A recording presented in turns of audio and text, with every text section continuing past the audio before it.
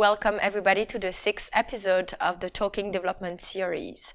This series of podcasts aims at introducing the hot topics and the challenges that the development sector is facing today. We try to discuss it, overcome them, and see how we can actually have innovative discussion around those topics. Today we're going to talk about this interesting topic together with Jeroen Kwakkenbos from Oxfam International. Welcome, Jeroen. Thank you. Jeroen is the Senior Aid and Policy and Development Finance Advisor at Oxfam International. He is an expert on EU bilateral and multilateral aid and development finance. So to start the conversation on a big picture, we know that aid is a very old mechanism. It has over 50 years. So we can consider it's a very old mechanism to help developing countries. And we know that today we have innovative ways of financing development projects. I would like first to ask the question, what is this traditional approach and where does aid come from? Can you tell us a bit more about it? Yeah, sure. Well, next year is actually 50 years of aid, which is quite a momentous occasion and probably offers an opportunity for reflection for those of us who've been working in this field for quite some time. But, 50 years, so it began in the 1970s, or 1970 specifically, but initially was an idea put forward by the World Council of Churches in 1960. So it has a long and storied history. Over time, it developed into the modern concept that we have now, which was first proposed by a body known as the OECD DAC, the Development Assistance Committee of the OECD in the 1970s, who put together a set of rules that would decide what counts and what doesn't count as a development aid. The reason for this was because the UN had set a 0.7 gross national income at the time it was gross domestic product target, which meant that all rich countries in the world should put aside 0.7% of their gross national income to be used for development purposes. Now, the big concern among the rich countries at the time was, how do we make sure no one's getting screwed? How do we make sure no one country is going to use these resources to profit at the expense of another country? So they put together an accounting system which was essentially supposed to make sure this money was used for the most altruistic, non-personal benefit reasons possible. And then they set a timeline for reaching the 0.7% target. The first deadline was 1975 and no later than 1980.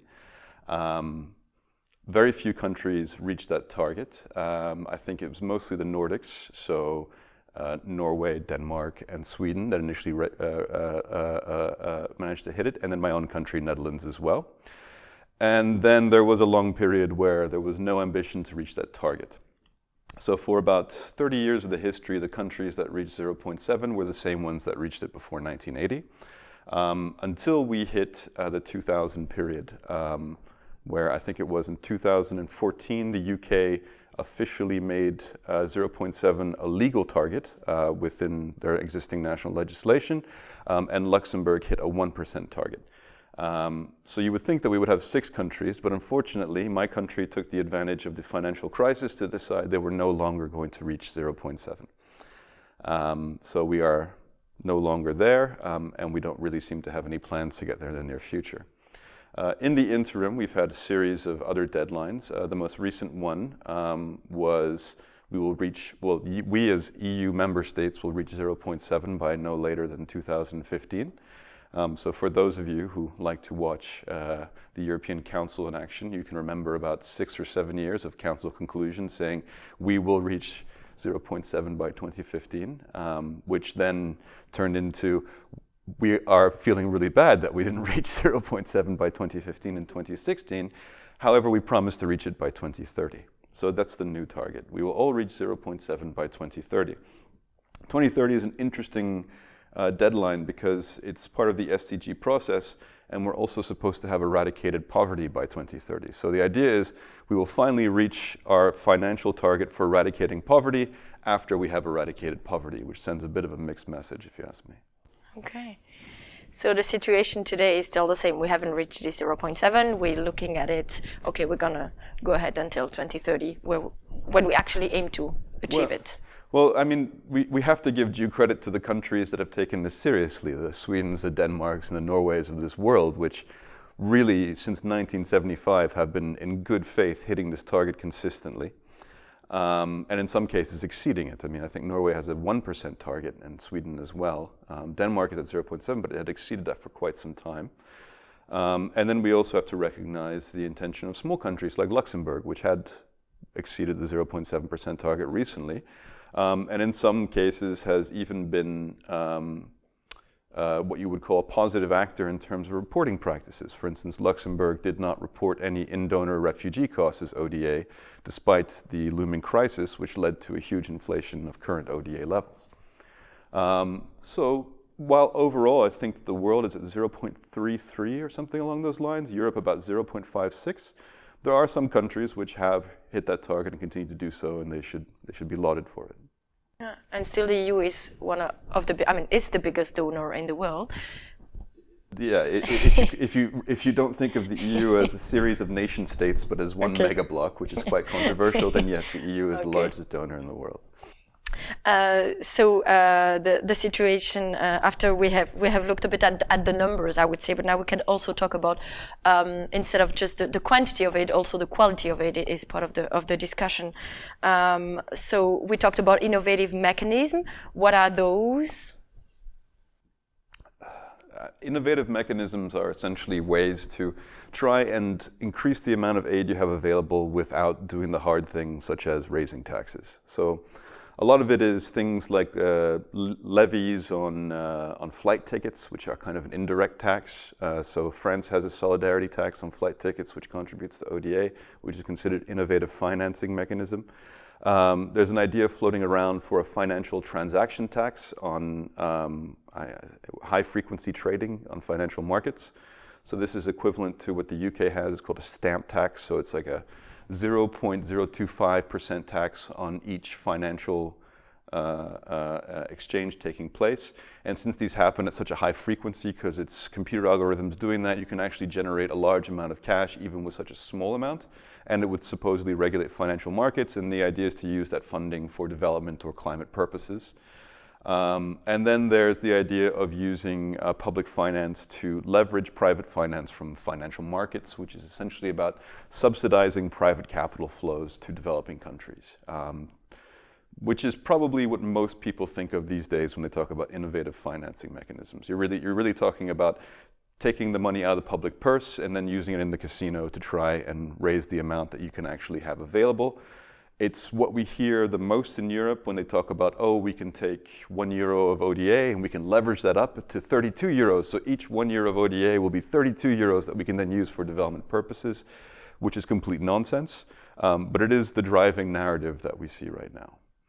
In terms of aid effectiveness and development effectiveness, I mean, this is about transition channels more than anything else. So, you know, if the SDGs are the what, then the development effectiveness agenda is supposed to be the how. So how do we transfer this money? How do we create partnerships? How do we build trust between partners? And how do we set out to achieve what we want to achieve? Unfortunately, at this point, it's reached a stage where it's more of the how is it the how than actually being the how, and that has to do for a variety of historical legacy reasons. For the most part, the development effectiveness commitments, which have to do with ownership, accountability, transparency, and results, are good, but highly undermined by a lot of this discussion on innovative financing mechanisms, which are not very transparent for the most part, especially when you're talking about leveraging funds from private capital markets. Ownership is suspect because you're circumventing civil society and politicians and going directly to the private sector. So where's the partnership and governance in that? Results tend to be very unclear due to a lack of interest in reporting, either from private actors, justifiably so because it's expensive and they don't get anything out of it. Poor evaluations because the quality and standard of evaluations are not the same, primarily due to cross purposes between what private actors want and what public actors want. So you have different incentives, different expected outcomes, and different tangible returns from these development projects. So across the board, it hasn't been very convincing from a development effectiveness perspective. And what's the reason for these techniques to be used, this mechanism? Is it because they actually want to reach the 0.7 by tricking or by cheating? Well, you know, I may be a bit cynical, but I've been in this business for a long time, but I've generally found that as soon as you set up a rules-based system, the first thing that happens is someone tries to game that system. And as soon as that one person starts gaming it, other people realize either I start gaming it or I'm the loser. And I feel like development cooperation has quickly become this kind of a situation. Not due to development practitioners. I don't think bad people go into the development, well, not really industry, but go into development, whether it's as a civil servant or as an NGO, or even to a degree as a minister. But I do think once you reach that political level and you have these incentives in place to reach that 0.7% target, what it consists of is largely marginal to you. Within many NGOs, we've often had this quality versus quantity aspect where we're constantly balancing the two, and I tend to favor the quantity side. To me, it doesn't matter how much you have of something if it's all garbage, right? It has to be good and it has to be quality. And the reason that we're seeing this push towards innovative financing is because the numbers are so huge. I mean, ODA in 2018 was about 150 billion, I think in net terms. And then if you discount CONCORD's inflated aid methodology, which is in the Aid Watch report, it's significantly less. But what we're talking is, I think sub-Saharan Africa is expected to need €1 trillion a year in investment for infrastructure development. So you're talking, the financial numbers are there. The financial numbers say $1 trillion, and all you have is 150 billion. And somehow you're supposed to use that to do that. And you kind of go, well, banks can leverage huge amounts of cash. Why don't we try that approach? But it's a very, very different approach to what we would consider traditional development practice. And it leads to a different incentive structure and a different group of actors who are involved.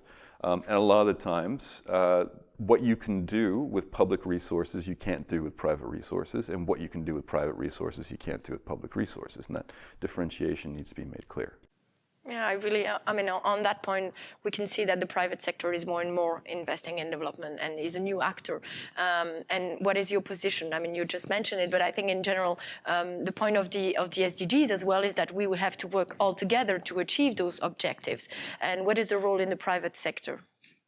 I mean, the private sector is the private. It's you know, people talk about the private sector like it's a monolith, but I mean it's not. No, of course it's very diverse. There's 1,000. The private sector is everything that's not public, right? So I mean, what is the private sector? The private sector is these guys who are running these cameras here. It's you and me to a degree because we don't work for. We're non-profit private sector, and it is the for-profit private sector.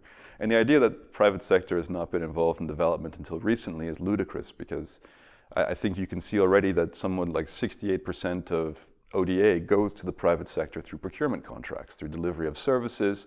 I mean, it's not government bulldozers that are building a lot of these schools that are being paid for, right? It's private contractors. So the private sector is there. What's different is we're not talking about the private sector as a partner or as an implementer or a facilitator of development. We're talking about the private sector as a funder of development.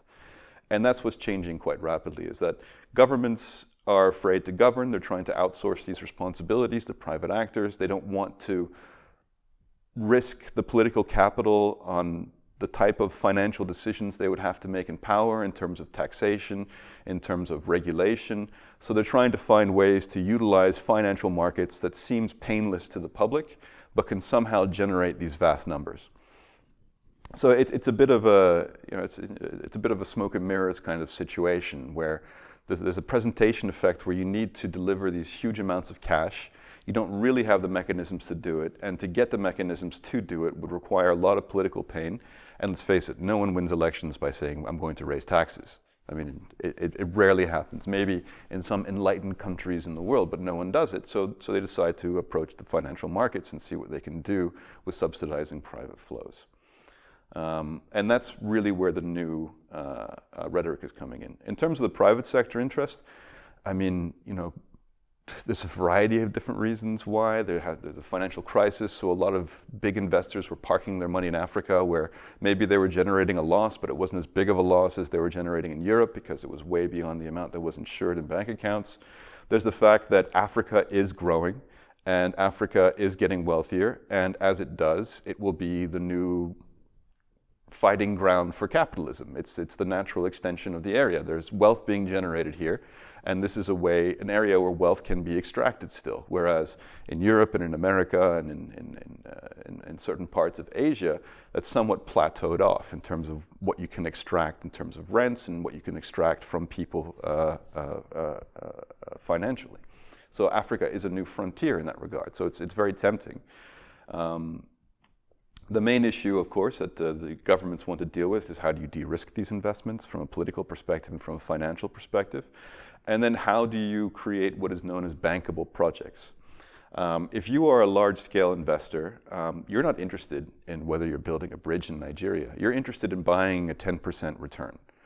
So how do you market that to a large pension fund that doesn't want to own an energy company or a factory? It wants to own something that guarantees a certain return over a 30-year period for its pension client base, which could be teachers or workers, etc. And that's what development cooperation agencies are trying to build up right now, is this pipeline of bankable projects which can then be spun off as assets. Is it the reason why aid is actually shifting when we talk about the recipients? So, as you mentioned, Africa used to be a big recipient of aid because they're called developing countries. But now we can see that the recipient of aid is completely different. And we talk about non-developing countries, more like Turkey or Tunisia, to mention only a few. Well, I mentioned at the beginning that the idea behind the rules of aid was to develop a pot of money that had an altruistic intent and could not be used for the benefit of one player over the other. But I mean, this is naive. Aid is soft power for many countries. I mean, and it is a way to get things done and to build relationships and to build ties, and it is a geopolitical tool. There's no question about that. And for Europe, the MENA region is the most important region right now. Which is why, for many European countries, we're spending a lot of money in Turkey to keep refugees in Turkey, or in Jordan, or in Northern Africa, for a variety of reasons. So this is entirely driven by geopolitical constraints and not by actual poverty and development needs. That being said, a lot of money still is going to LDCs, more than before, but the increase has stagnated and to a degree declined. And this is something that needs to be stopped because the countries which can benefit the most off of ODA are LDCs. That's not to say middle-income countries shouldn't get ODA, but in LDCs you have LDCs is least developed country. In least developed country you have really the opportunity to have real impact on things like infant mortality, maternal health, education, and real poverty eradication in real terms, in constant demonstrable terms rather than the more job creation, the more whole of society approach that we would have to take in a middle income country where aid is a very, very small part of external financing.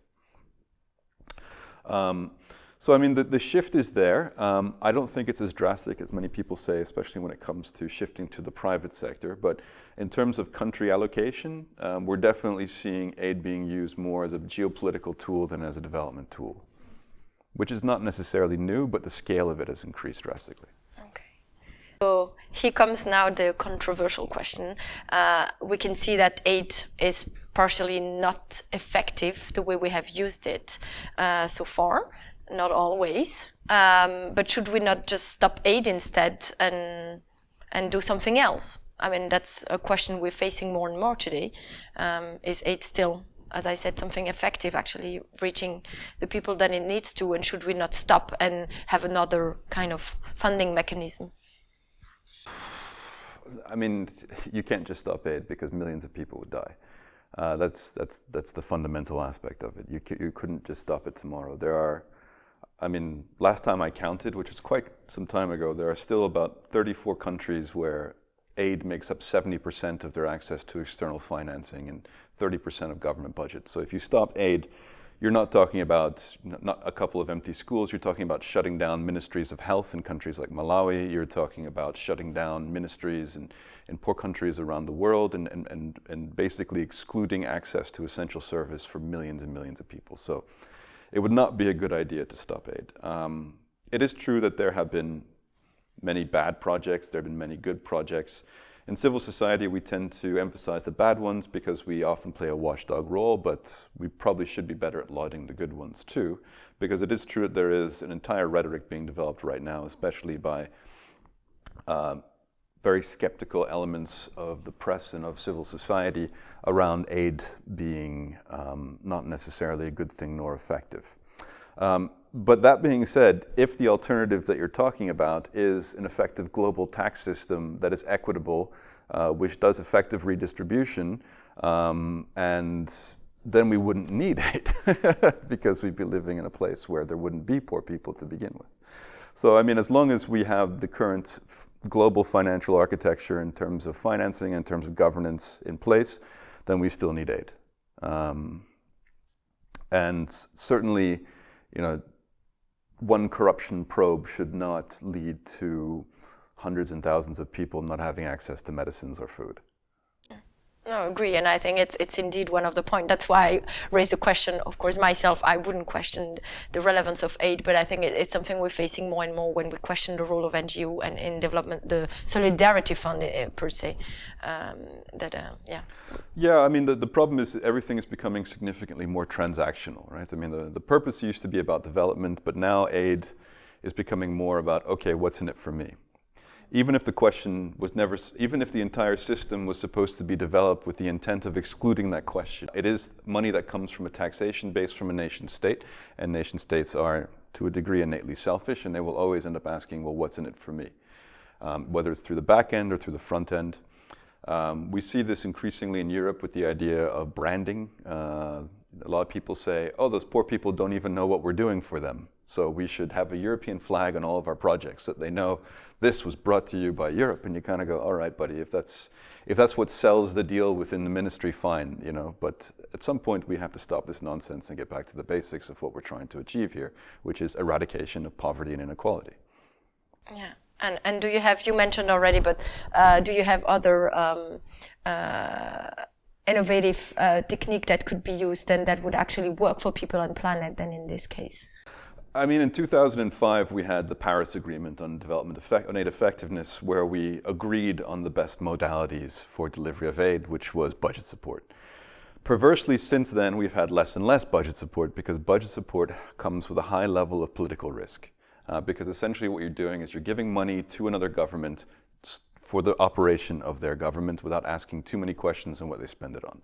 This is supposed to be aligned to the principle of ownership, results, and capacity development. We had too many parallel systems in place, so government systems in partner countries were atrophying. We were using our own procurement systems, so their procurement systems weren't getting anywhere. So the idea was to shift the responsibility from development from the donor to the recipient government, which made a lot of sense at the time. And then since there's been less and less budget support. So I mean, there are solutions that we have in place. The problem is that they're always difficult. The problem is that they involve partnership and they involve trust, and that's always a very difficult thing to develop. In terms of other innovative financing mechanisms, I think that there's a lot to be done with direct cash transfers. So based on the principle that, you know, I think there's a famous quote that says, I've always considered the reason that the poor are poor is because they don't have any money, so let's give them the money. So the idea of doing direct cash transfers to families living in poverty, so an almost universal basic income kind of approach or a global social protection approach. I think there's a lot to be done there, which could mitigate a lot of the misery that exists in the world. And I mean, it's not to completely say that this, you know, blended finance or innovative leveraging off of private markets is entirely problematic. We do it at Oxfam ourselves. But it is not going to achieve the level of scale that is being sold to decision makers right now. You know, the narrative that we hear that this will turn the billions into trillions, we never believed that at the start, and certainly we don't believe it now. The data is showing otherwise. I think there's this famous ODI report that shows that for each euro spent through blended finance, it only leverages 0.75 in middle-income countries and 0.35 in least developed countries. So we're really talking about billions to billions, not billions to trillions. And if we work on that basis, if we say, okay, the end goal is not to increase the size of the pot, but to have a more effective engagement with our partners, then that's an entirely different perspective to what this type of modality should be doing. And that's the one that we would support, is to really look at the development additionality rather than the financial additionality. Because this stuff is really difficult. I think Oxfam manages about 150 million in impact funds done through the different members of the Confederation. And talking to the people who work on these, I mean, it's difficult and expensive to do right. it's rewarding when it is done right, but the challenges are not just at the level of financing. The challenges are all across from the top to the bottom. Finding the right partners, making sure the business model is functional, making sure that the reporting practices are not too onerous on the partner in question because they won't want to do it. Sustainability and long-term financing when you actually spin off the investment, and then when do you exit an investment is the other question. I mean, when do you get out of there? When do you say, okay, this thing can run itself right now, it doesn't need us anymore? So when do you say, okay, we're going to get out of this? I mean, these are all the kinds of questions that need to be answered, and none of them are going to turn $1 billion into $1 trillion. Yeah, it's the whole dependency on aid that you raised. Dependency on aid is one thing. I mean, we've often worked on the basis of the golden rule, right? That you need government consumption and grants for government expenditure, so things like health and education, which has long-term economic and societal benefits, but in the short term can be quite expensive. And then you do government investments, so loans and stuff like that, in areas of growth. So you invest in areas where you know that you can generate a return over time, and hopefully you take on debt that is at a lower interest rate percentage than the growth that is generated. And I mean, that's the kind of trade-off that you have here. So there are some things where you're never going to make money. You're never going to make money providing maternity wards for poor people. I mean, you're just never going to make money that way. It's ludicrous to think so. So is that a question of aid dependency, or is that just us doing what is right for these people? I mean, that's the other situation.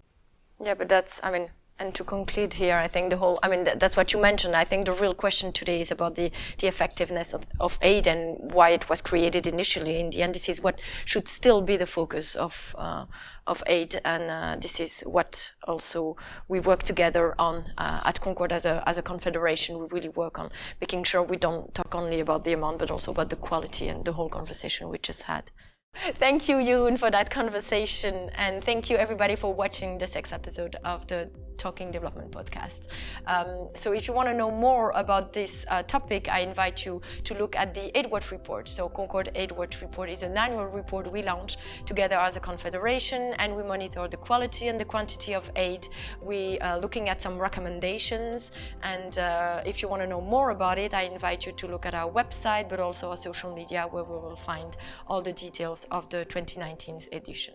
Thank you very much, and see you next time.